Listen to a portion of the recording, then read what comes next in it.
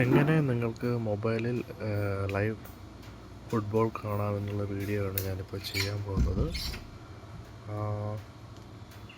അപ്പോൾ ഇത് പ്രവാസി മലയാളികൾക്ക് വേണ്ടിയാണ് ഞാൻ ചെയ്യുന്നത്.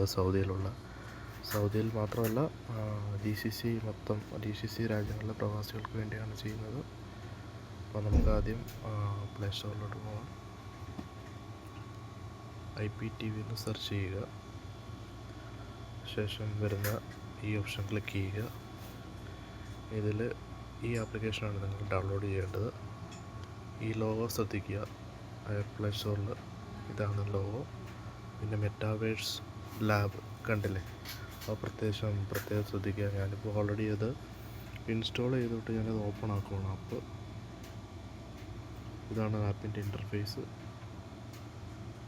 അപ്പം ഞാനിതിൽ നിലവിൽ സബ്സ്ക്രിപ്ഷൻ എടുത്തതില്ല, ഇത് പെയ്ഡ് ആപ്പാണ്. അപ്പോൾ ഞാനിതിൻ്റെ ഇതിപ്പോൾ ഡെമോ കാണിക്കാം.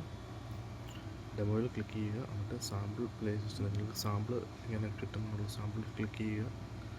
അപ്പോൾ അത് ആഡ് കൊടുക്കുക.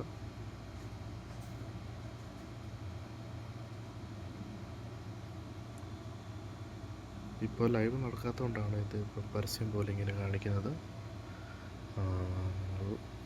ലൈവ് മാച്ച് തുടങ്ങുമ്പോൾ ആ സമയത്ത് നിങ്ങൾ ഓപ്പൺ ചെയ്യുവാണെങ്കിൽ ഇവിടെ ലൈവ് ഫുട്ബോൾ മാച്ച് കാണാൻ സാധിക്കും.